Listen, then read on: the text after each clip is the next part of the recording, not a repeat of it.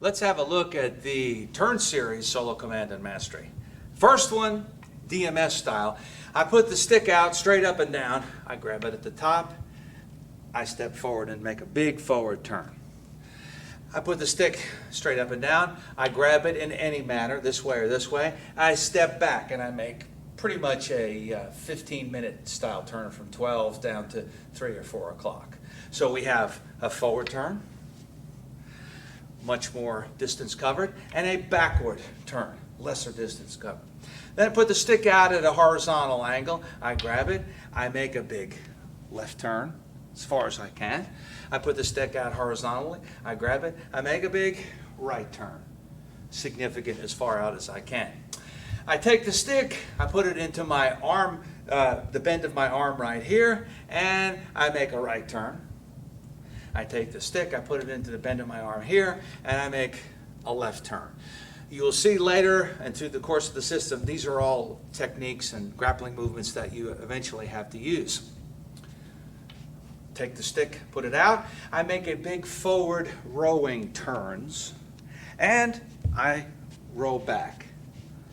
I row forward, circling turns at the ends of each of the ends of the stick, and then back. This hooking handle on the end is important when you're trying to decide what that other guy's fist may do. I'm going to ask you do a small technical task. Take the pommel of the stick and move it in a circle. This would be sort of, you might say, counterclockwise, and then circle it in a clockwise motion. You will be doing this later for a variety of reasons, releasing techniques and so forth. Circle. You might engage the rest of the stick in this. And then, of course, we will need the hand to circle clockwise and the hand to circle counterclockwise.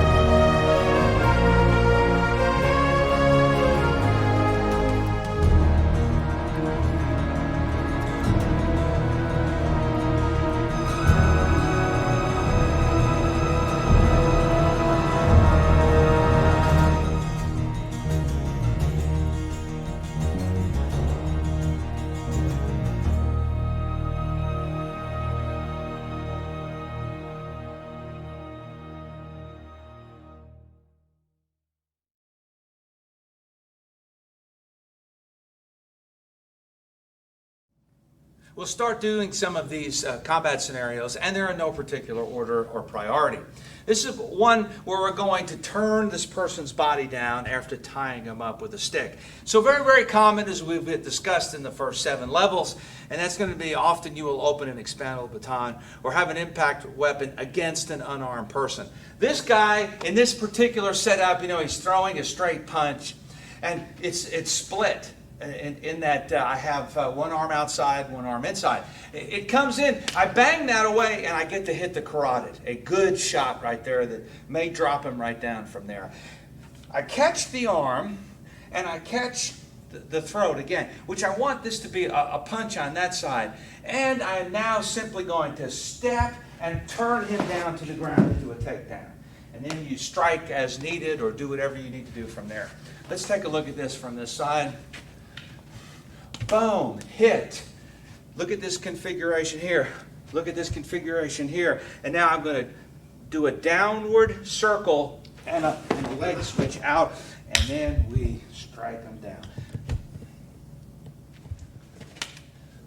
If I'm here, and if that punch is coming in, that strike also may take that punch out of the direction, If I'm here and this comes in, I hit, as I begin to do this, as I take him down, this punch is coming in, I may alter my plan and just block that away. Boom, into the throat, and then fight from there. So, this hooking handle on the end is important when you're trying to decide what that other guy's fist may do. This next scenario falls in a category of other qualities too, of turns and pushes and pulls, but it also is a forward turn, so we have to show it again here if we have indeed shown it before. This is just an enforcement escort position. If I'm standing here and you take this guy away, depending on the circumstances, it would be fabulous if you could belt him and stun him once. But if he is a passive resistor, for example, if I come in here and hook with the thumb, in an open catch right here, maneuver this stick so that it runs parallel with the forearm and up near the bend of the elbow. I don't want to put it up here against the shoulder because I cannot defeat all the torso muscles to bend them over, but here I can. And then I'm simply going to lock myself in here, turn and bend over, and then begin to take this person off. We'll just kind of look at it from this direction right here. This is a passive resistor. Someone is not duking it out with me in the middle of a UFC fight. I come in, I lift, I turn, and we walk. And so it is by itself a hook, a catch, a forward turn, and a walk away. It is a turn, so we must also include it in the turn series.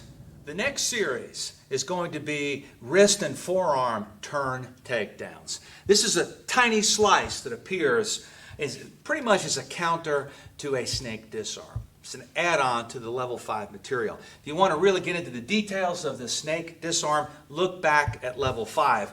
But these are pretty interesting. There's a set of 3. They come from the Philippines as far as I recall and know. And if I'm striking him and he blocks and he begins, and now he's in mid-phase of this disarm. Notice he has wrapped most of the stick and not my hand. My first movement of the set is the simplest one. I just race across and grab the forearm any way that I can. I will be happy to grab anywhere than this particular one. And now, you won't appreciate this watching this. Only he does, and you will when you practice this. I am now going to turn this fist from 12 o'clock to about 4 o'clock and take the stick in the appropriate direction also.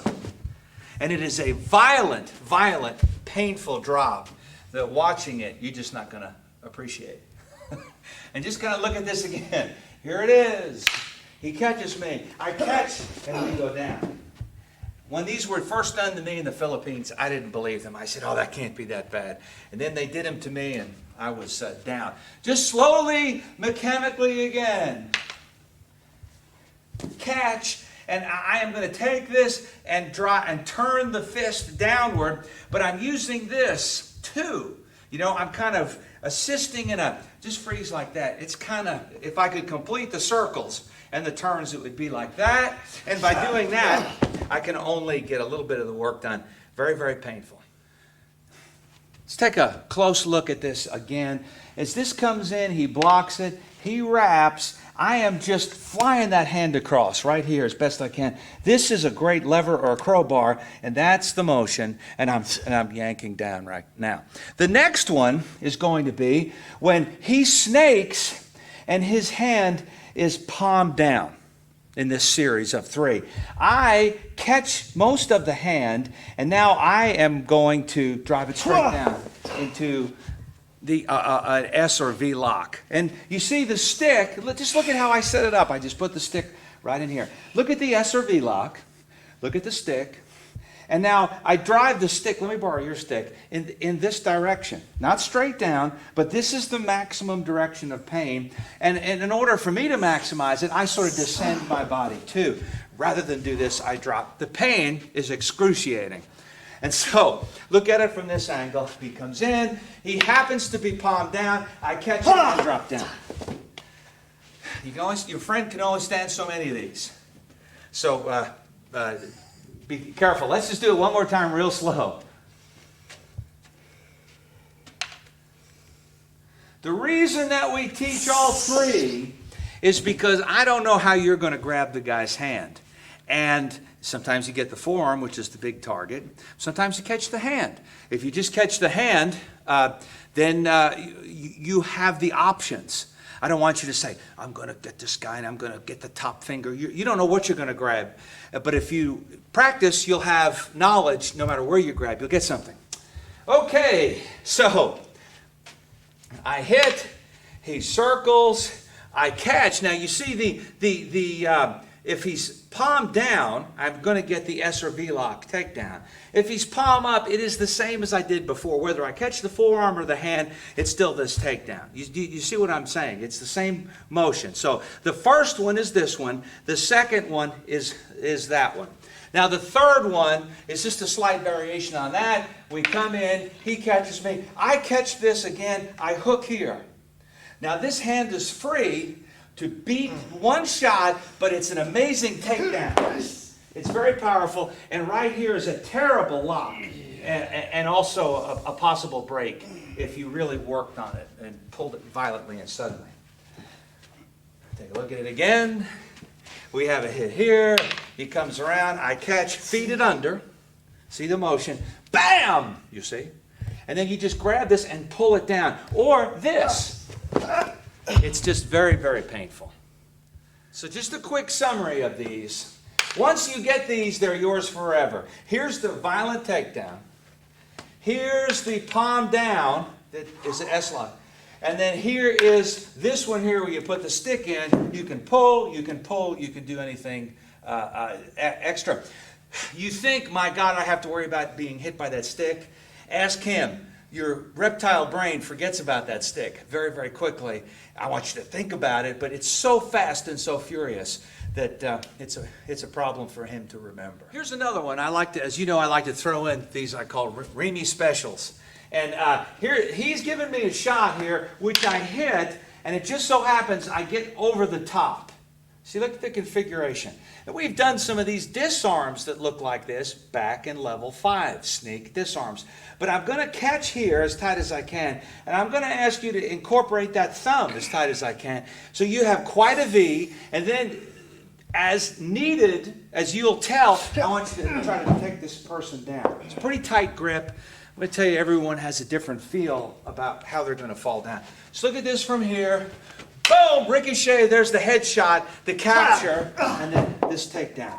It's these wrist throws are high-speed, skillful movements. I'd rather you just clock the guy down if you're in real combat, but if you need to save his head and question him later and he's stunned and diminished enough, you might have a shot at this. He's already letting go of the stick, and then he's down.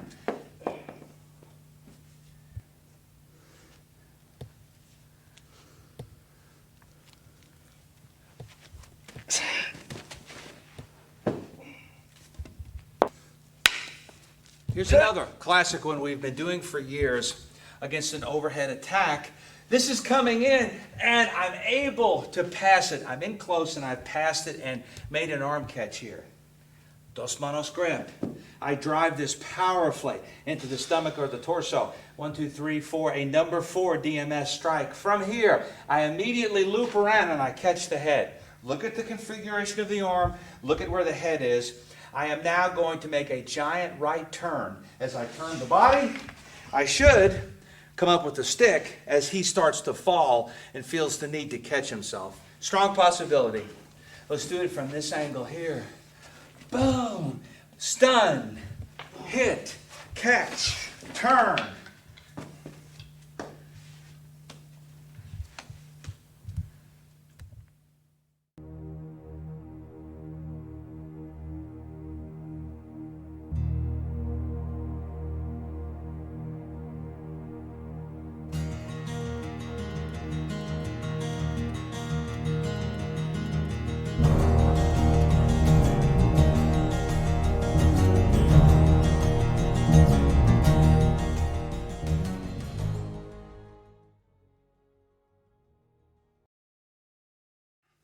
He attacks me with a close-up handle strike, which I block. Here's our classic forward turn. Bam! There's a stunner. I run the stick up parallel by his forearm. I step. I may have to do this. I may have to do this. I may have to do this. But I turn. He goes down. I probably have a shot at a disarm as he strikes the floor. Let's take a look at it from this side here. One of our classic ones. Bam, bam. It's up to turn. Just a forward turn. One more time real slow. I'm up. We hit. We go.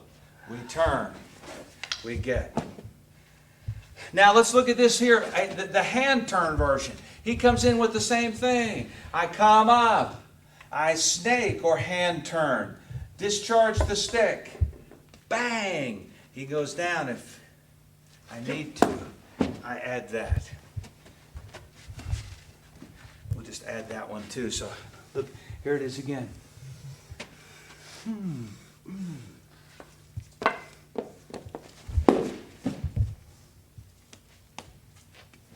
If he gives me this overhead strike, I stop, I hit, I catch here. This is the classic one. What if this is not going so well for you? Well, an option might be to take this tip and run it dos manos style right across on the throat, and then just crank it up. He goes down. Remember, here's one of those times where we might get to do the strip and send disarm. I'm going to aim it away from his head so as not to hurt him, but you can kick that right down onto his head in that, say, high position. So you have that, the classic one, a variation of it. And then another one we often see sometimes too is if you want more power, we have worked in prior levels sort of the rotating circular hand. If I can turn my hand palm up, I have way more turn power here. It's pretty powerful. So I went from here to here, never giving up the force. I didn't go do this. I went from here to here, and it's a pretty powerful move. You could go to here. See, there's many different options that you could do. Close, the classic, an option. We're here. More help here. He gives me this one here, boom. I'm struggling, maybe I'm not liking the look of this. I can just go right to the neck lever, crossover. Kick, goes here.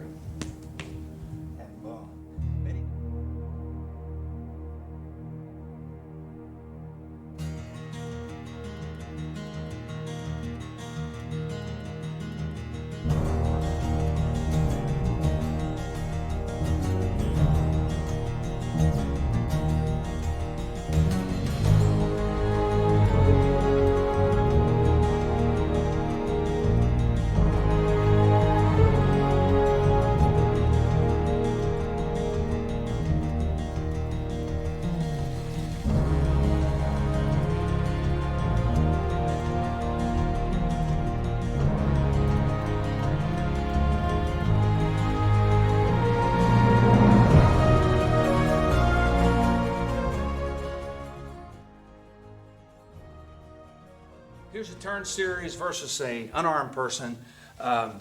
He gives you a rather high kick. I'm going to zone away from the full impact, as typical as you see here.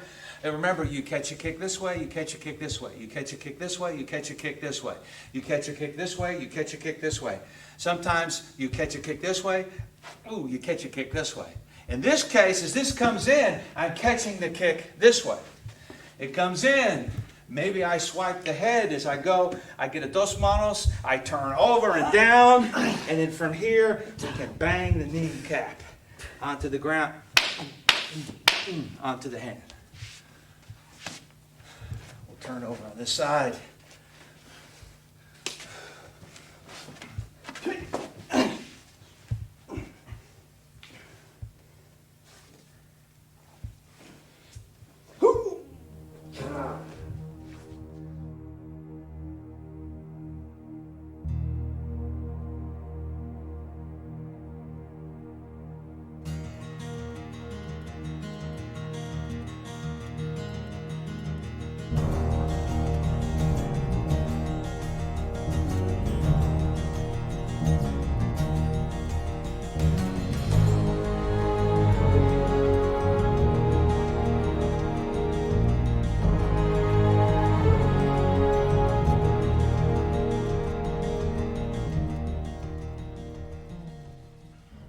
A module that appears in level 8, as it does in the level 8 knife course, in the clutches of.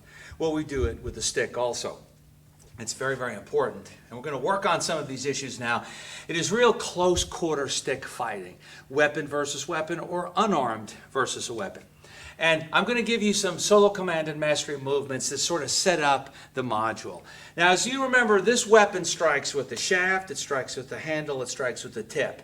It strikes in hooks, and it strikes in thrusts. Big fundamental motions. And we're just going to get you kind of primed up for the setup of this module.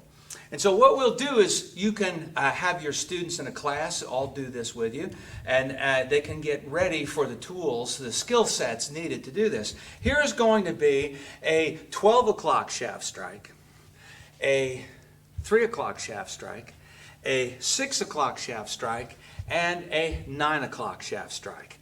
Then you can do a 12 o'clock tip strike, a 3 o'clock tip strike, a 6 o'clock tip strike, and a 9 o'clock tip strike. And then you can have a 12 o'clock handle strike, a 3 o'clock handle strike, a 6 o'clock handle strike, and a 9 o'clock handle strike. Remember, these can be, hooking or thrusting. Then you can have a 12 o'clock block. Keep in mind, in the clutches of is a close quarter drill where there's not a lot of velocity. So sometimes these single-handed ones, if done properly, can really stop an incoming blow. You have a 12 o'clock, a 3 o'clock, a 6 o'clock, a 9 o'clock. You've got a 12 o'clock, a 3 o'clock, a 6 o'clock, and a 9 o'clock. You have grab at 12, grab at 3, grab at 6, and a grab at 9. In the clutches of is about grabbing. And then, of course, you have circle collection. You say from 12, to maybe 6 o'clock, and 12 this way to maybe 6 o'clock, catching things inside your arm. You also have, for solo command and mastery, 12 o'clock strike, and a 3 o'clock strike, and a 6 o'clock strike, any 9 o'clock strike. The next step, after you isolate all the movements, is I want you to, in the clutches of module, to develop a couple of skill developing drills. The first one we always do is the windmill drill in this one. And of course, these go under many different names. This is a good American version of it. It's basically this close quarter pummel coming down to hit me. I have a cupping hand and I divert it off to the side out of desperation. Usually my body gets out of the way too. I give him the same and he gets it out of the way. And of course, for the purpose of the drill, you do things like this. This is in our knife course too. Level 8 in the clutches of. This is a famous version of which we do stuff. Want to see a forward turn from here? We stop, hit, we do what we did earlier on this DVD. That's one of them.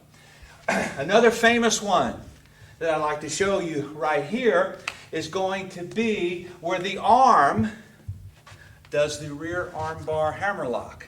and finishes for a circle. It's sort of like a hand circle, and you've taken them down. You want something a little bit more exotic, you throw them down that way.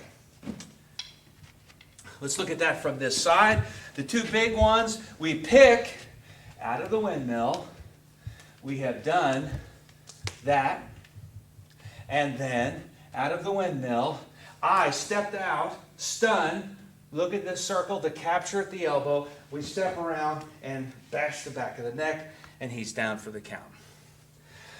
So we have just two options out of the windmill. I want you to make some more. Out of the transition from the windmill is the next popular universal skill drill, and that we call in America sort of the chainsaw, because look at the position. Now this pummel is coming straight at him, and he catches it. And see, notice the catch. It's because if I do it like this, he can come right under me. But with the thumb engaged, he's trapped, and he can't do that. So it's a V or a C-clamp catch. And yes, it's the stick is very much in our armpits, but that's just the way that is at this particular point. Look at the rotation. We do these with knives too. So you see, we can from here go to the windmill. And we'll circle a bit so people can see. Here we are at the windmill. And then Rawhide here is just letting me do the transitions. You could do that or assign both of you to do it. Anytime that I want, then I switch over to here. Many selections from here. I'll give you one. As this one comes in, I catch it, and I strike across the body, step across here, and there's a takedown and a throw that you can do. So that is just one of the many inserts that you can do off of this chain drill. Let's try to look at it from this way.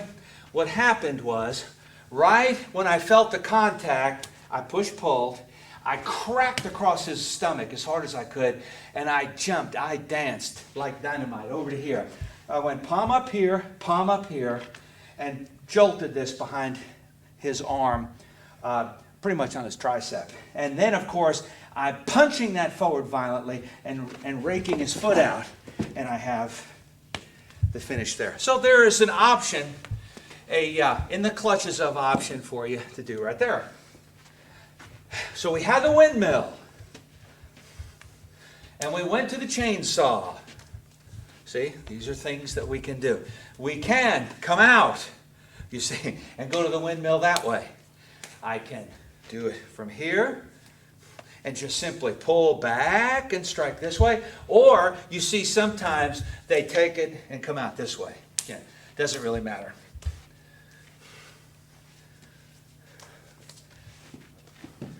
That motion could lead to the rear armbar hammerlock, a money move, $1 million move, rear armbar hammerlock. So out of the windmill, we have the third most popular, and that is going to be the block, pass, and pin, Filipino hubad, whatever you want to call it, where I block, pass, pin, he blocks, passes, pins. And so you have this CQC movement to do. We had the forward turn earlier. These things that you want to do, anything that you want to do, you can do working out of this drill. Windmill. Block, pass, pin. Block, pass, pin.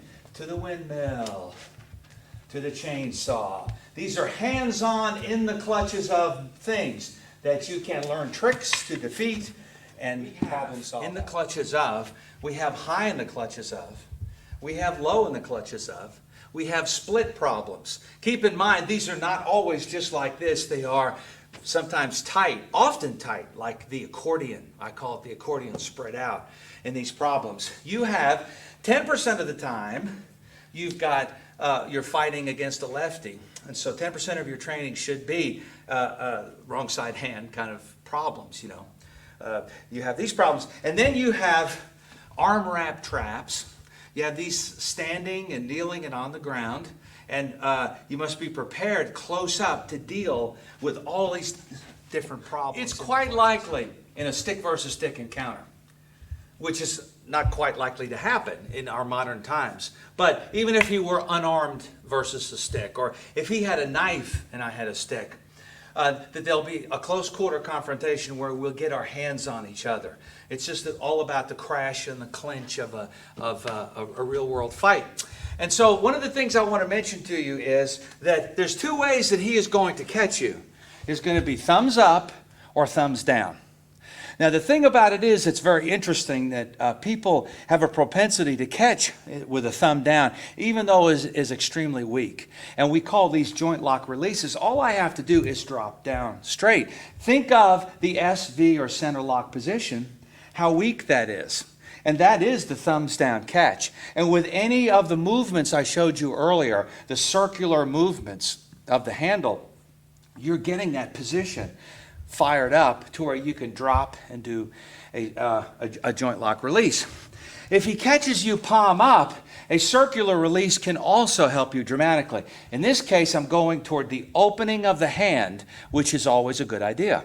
If I'm so lucky as to assist it, it's tremendous. But you can do the counterclockwise circle and get it out. I can also do a clockwise circle and get it out too. So circular release is an important thing, and a joint lock release is an important thing. And kind of instinctively knowing how you grabbed by the thumbs are kind of an important issue. Try to look back on level 5 of the SDMS course where we talk about weapon retention, because there's a lot of grab material on the stick, on the hand, two hands. Try to review that, because I don't want to just reproduce the same material over and over again. But it's important to review that for this purpose. And also, there's something that is unique in the clutches up to the stick, and that is the wonderful fan strike. Every time that you do get grabbed, duck your head and start fanning. And if I don't duck my head, I may catch my head with the fan. And so if I come in, boom, duck your head and start the fan. The inward fan is a very good, easy to achieve. I'm telling you, just put a death grip on me here. The outward fan is difficult unless I put a lot of body inertia into it, which is why you see the practitioners. A skilled practitioner who works the abanico in the Filipino martial arts, the fan, they don't just stand here and they do this. They have an extra bit of mojo at the end, you see. They don't just do this. They do this and this and this. Just hold that stick up. And so, here's how, we'll use two hands, yeah. And right about there, so we, they'll just hit, but the skilled guy puts an extra, at the end is extra English, because at the end of a gripped catch, you need that extra English to hit the guy. So anytime you get caught, boom, duck your head and start fanning, and it's a terrific shot that will help you in close quarter combat. The combinations of the in the clutches of takedowns are everything we've studied up to this level. So you have to utilize all the strikes, all the blocks, all the push pulls, and the turns in the grappling, to turn these things into in the clutches of combat scenarios. Here's just one example that you might do. And let's just pick a 12 o'clock attack. This comes in, and I've just knocked it over, and I've caught this arm. And now he knows this is coming in, so he catches my hand, and this is in the clutches of. I grab across, I release, and now I smack him down, smack down into the carotid. This is a nice quick combat scenario. So here's a little freestyle practice for you that I want you to keep changing and improvising. I'm the bad guy. My job at this point is to do two things. I'm going to strike at 12 and catch anything I can. Could be a hand, could be a stick. And then he's going to finish me. I'm going to strike at 3 and catch anything I can. I'm going to strike at 6 any way that I can, catch anything that I can. I'm going to strike at 9 and hit anything, catch anything. I'm going to strike and catch. And so now he's got, see, we are in the clutches of each other. I'm going to strike and catch. I'm going to strike and catch. I'm going to strike and catch. From that, our trainee has got to clear himself of the clutches of the enemy.